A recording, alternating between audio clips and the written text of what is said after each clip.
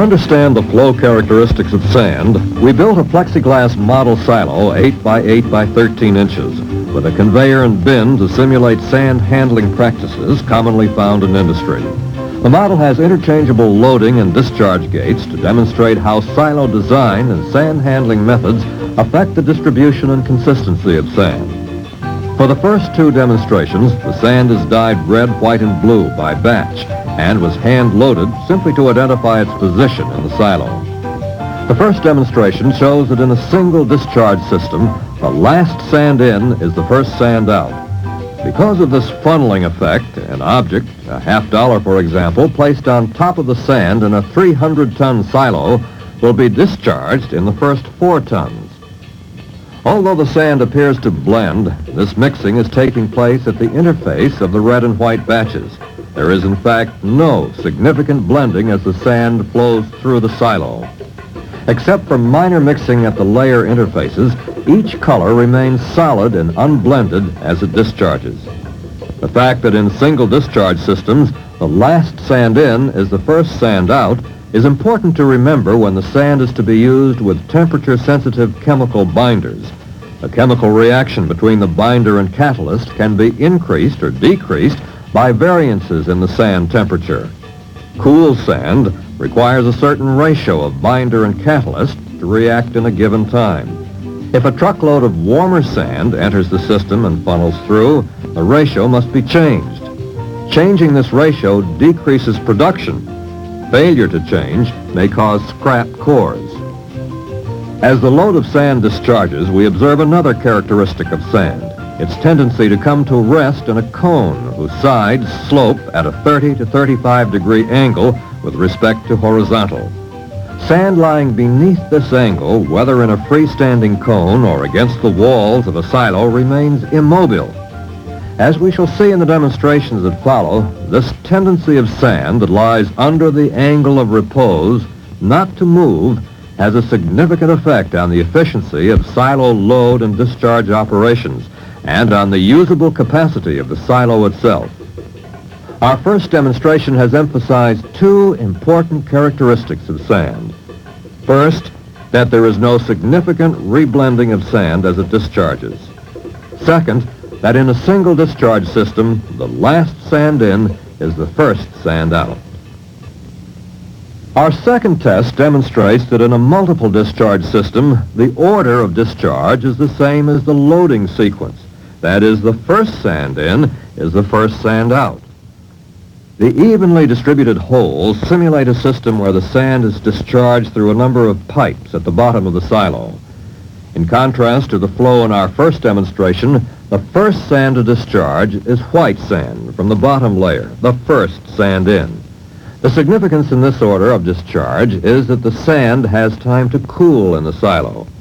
During the summer, it's often difficult to deliver sand at temperatures below 100 degrees Fahrenheit. Blower trucks increase the sand temperature 5 to 20 degrees by transporting it in air at temperatures of up to 270 degrees Fahrenheit. Multiple discharge silos provide more time for the sand to cool prior to use. The sand does not funnel or rat hole down from the top layer, which remains level. The only evidence of funneling can be seen in the ridges at the bottom interface of the blue and white layers, which indicate that the bottom white layer has emptied to its angle of repose or resting level. At this time, about 60% of the sand has discharged. Funneling has begun to appear at the top of the sand, and as the sands at the interfaces all begin to follow the path of least resistance, some blending takes place. In some silos, the sand remaining at the bottom may tend to become contaminated and is best left in place rather than removed. In our second demonstration, we have seen that multiple discharge systems allow sand to cool and to discharge evenly in a first in, first out sequence. Our next demonstration is like the first. Discharge is through a single hole in the center of the bottom plate directly beneath the loading point. For this and all the remaining demonstrations, we dyed the grains of sand according to size rather than by the batch to demonstrate how sand segregates itself. The coarse 30, 40, and 50 mesh grains are red. The medium 70 mesh grains are their natural color, white. And the fine 100 mesh through pan material is blue. Sand segregates itself according to size because the coarse red grains, which tend to be heavier and more rounded, roll over the finer blue grains, which tend to be angular and to lock together and resist movement. The coarse grains roll over the finer grains and fall to the lower edge of the cone and to the outside of the silo walls. Thus, the silo load appears to be red or coarse. The test sand is a 4-screen, 62-grain fineness silica sand, selected because it is one of the most widely used distributions. But because of sand's natural tendency to segregate itself according to size, samples taken at regular intervals during discharge ranged in this load and discharge configuration from a grain fineness number of 69 to a sample of fineness number 60, taken at about this point in the discharge. Our test samples, therefore, had a range of 9 fineness numbers. As the discharge stops, the segregation of the coarse red grains on the outside and of the finer blue sand in the center is very easily seen. The third demonstration showed how sand self-segregates in single-center load and discharge systems. The graph summarizes the flow characteristics illustrating the average grain fineness number of 7 samples taken periodically during discharge. The fourth demonstration simulates a loading practice common in industry, a bucket elevator or side loading system. The discharge point is in the near right-hand corner, directly beneath the loading point. Our transparent model also shows segregation at the center of the cone of repose. In effect, the sand segregation pattern that you now see is a cross-section of the center of the load in the previous demonstration. Notice that the interface, or border between the reds and blues, is like interlocked fingers. The reason for this pattern is that the fines, being angular, tend to lock before they can slide very far. The coarse red grains roll over them to the lowest extreme. The buildup of fines directly over the discharge gate will be the first sand out. Samples taken at this time are about 72 mesh, 10 points finer than the average grain fineness of the load. As we shall see in the summary chart, the average fineness number of each successive sample will decrease, reflecting the fact that the coarser sand is the last to be discharged. This view of what happens at the center of the cone of repose also makes it easier to understand how sand funnels or rat holes out the single discharge point. Although some of the coarse red grains are beginning to discharge, obviously the greater part of it cannot leave the silo until the angle of repose favors its rolling down toward the discharge hole. This close look at the discharging sand shows that the coarse sand is now coming out in surges. A sample taken at this time registered an average grain fineness number of 64. Many foundries use gravity discharge systems that are formed by putting a discharge pipe into the side of the silo. Depending on the location of the inside end of the pipe, a number of different grain fineness sands can be taken from the same silo. Where such discharge systems are used with continuous mixers, for example, the variation in fineness as the load discharges can result in scrap castings. Toward the end of this discharge, the sample indicated an average grain fineness of 60, a 12-point spread. The sand remaining in the silo after discharge indicates that off-center loading and discharge reduces silo capacity and efficiency.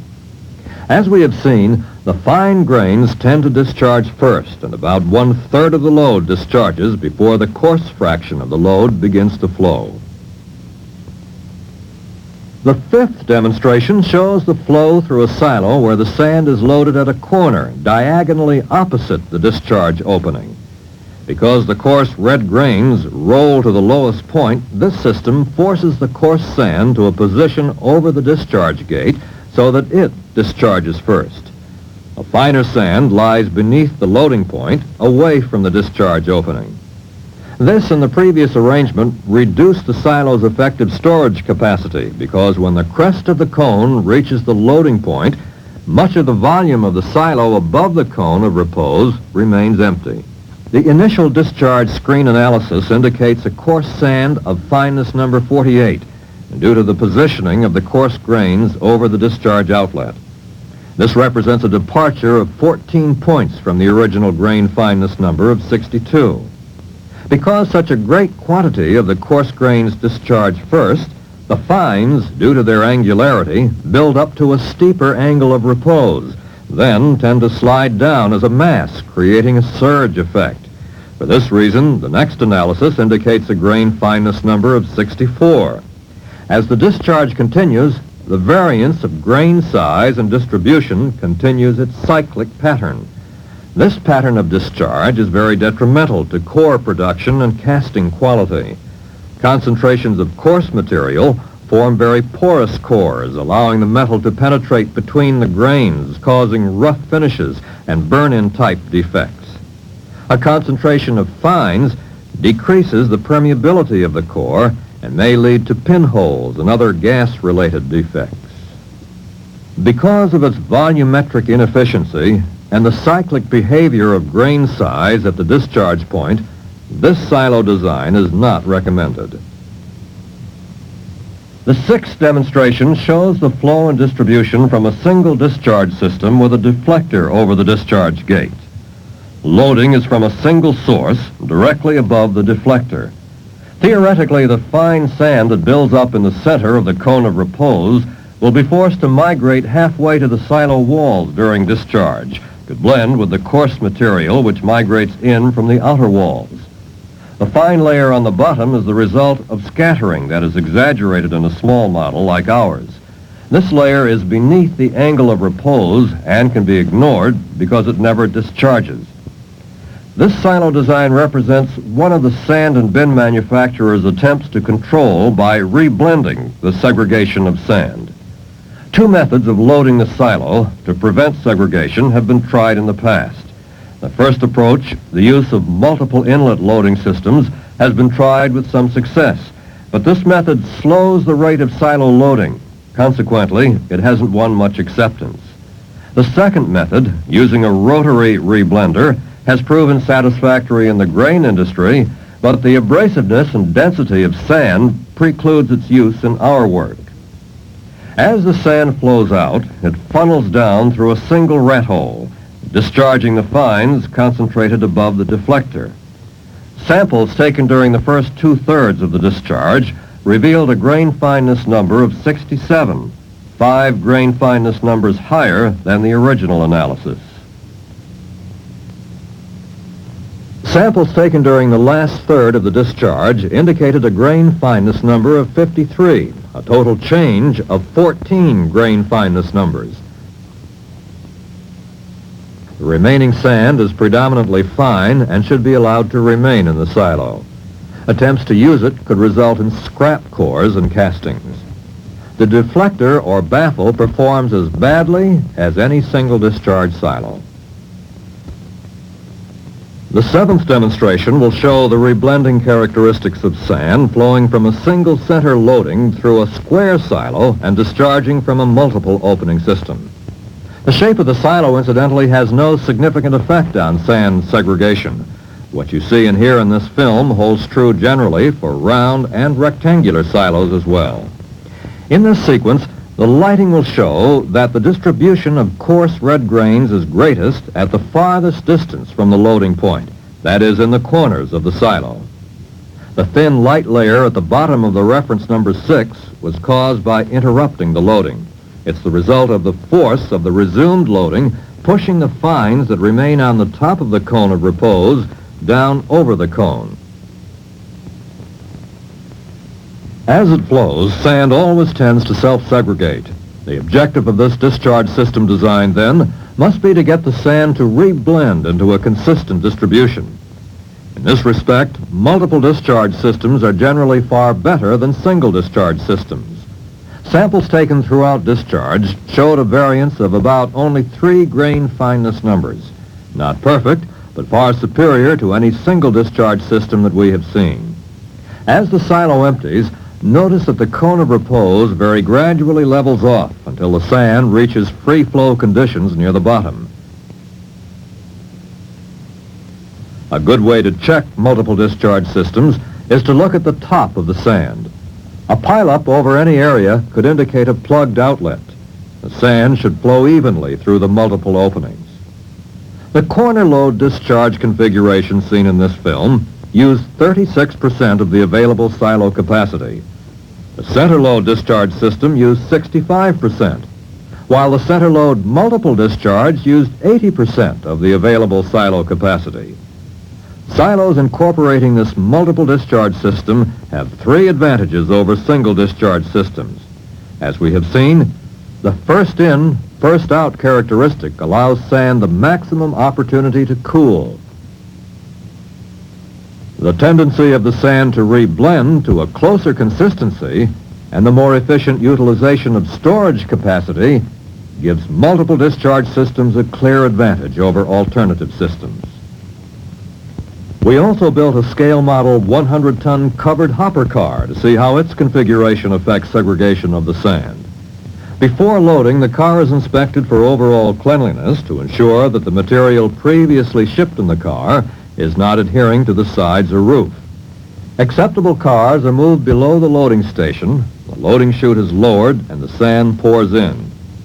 The inclined wall of the car amplified the segregation pattern seen in previous demonstrations. Because their configurations are similar to hopper cars, blower trucks affect sand segregation in a similar manner.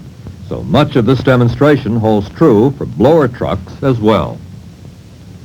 As the coarse grains roll down to the lowest point, the fines build up beneath the loading point. This is significant because of the common practice of drawing test samples from the sand directly below the loading hatch. It's one of the two places where sand is accessible, but obviously the sample is not going to be representative due to the concentration of fines. Moving the loading chute to the second hatch buries the coarse sand with the remainder of the load. Because of the layering effects and the burying of the coarse grains, accurate sampling from the top of the load after it has been delivered is impractical. No matter how the car is loaded, segregation of the sand will occur. A view of the top of the loaded compartment illustrates the impracticability of obtaining representative samples from the top of the hopper car or blower truck. When the car gets to its destination, the load will have settled, with the fines sliding down the cones, but there will be no significant reblending. To show how the other side of a typical loaded hopper car looks, we poured sand through the hatches on the far side of the car for an all-around look at the segregation pattern. Sand is the least expensive product in the foundry, yet it is blamed for the most defects in castings and other end products. Perhaps these demonstrations have brought to light some of the reasons. Ship sand by many different carriers, all of which are subject to the self-segregating behavior of sand. The shipment as a whole is consistent, but the segregation of sand in motion, as we have seen, makes it impractical, if not impossible, to take a representative sample that reflects the properties of the whole shipment as specified by the customer and shipped by the supplier. Both compartments show a concentration of fines at the crest of the cones with the coarse fraction rolling to the lowest extreme against the rail car wall. Sampling from the bottom at the discharge gate is also impractical due to the buildup of fines above the gate. The segregation pattern is the same in both compartments. Fines covering the discharge gates, then a layer of coarse sand, then more fines on the top of the cones. The analysis of the sand, based on samples taken at unloading, is easy to predict. When the discharge gate is opened, the fines lying on the bottom drop out in the first 2 tons. Then the coarse red grains begin to funnel out, as if through a single discharge system. The first sample taken after the initial surge of fines registers a grain fineness number of 58, 4 points below the norm of 62. As the sand continues to discharge, the samples indicate a fineness of 68, reflecting the discharge return to the fine side of the spectrum, with the last sample being 49 mesh average. The demonstrations that you've just seen show that the self-segregation characteristic of sand is natural and inescapable, and that it makes sampling for acceptance testing generally impractical and unreliable. What can you do about this situation? How can you be sure the sand that's going into your process is of the consistency you need? The answer is twofold. First, select a reliable supplier. Second, be sure your own sand handling process reblends the sand to minimize segregation and provide the consistency you require.